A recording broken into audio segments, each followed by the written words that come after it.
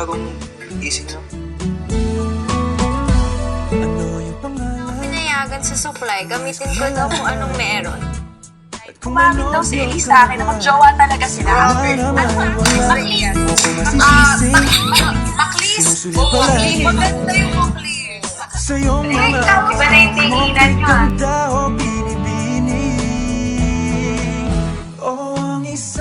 So, feeling ko po precious si Makoy. Kasi po, pag inasal po namin si Makoy sa kanya, bigla siya namumula. Nagpo-block. Body language sa'yo? Oo, totoo. Walang pag-asa. Hindi ko alam. Weird lang. Weird. Ako nagkaganda ako, Elise. Masaya. Crush. Nandun muna, parang doon ba na? Crush.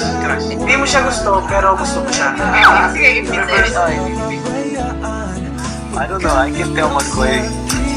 He has something.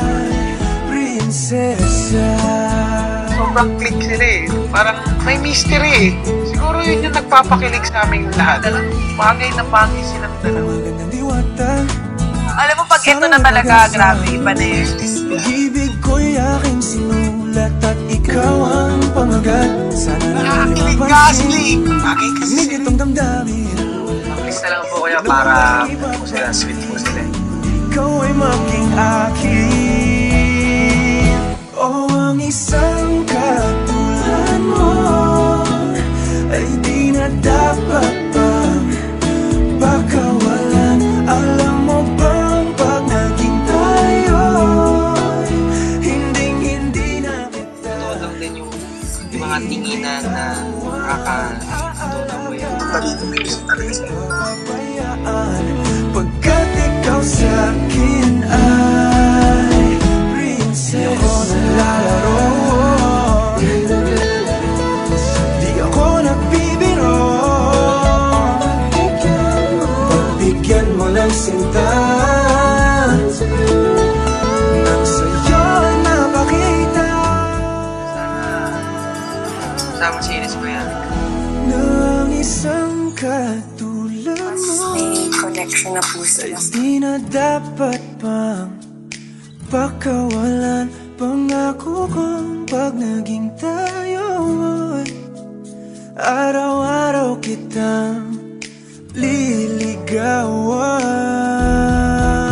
O ang isang katulad mo sa isang ay di na dapat pang pakawalan. Alam mo bang pag naging tayo, hindi na kita bibitawan. Aalagaan ka, di papabayaan ka. Pagkat ikaw sa'kin ay prinsesa. Prinsesa. Di na nga, okay na nga. Pahinga ka na dun. Prinsesa. Tulad mo. Comfortable na po sila sa isa't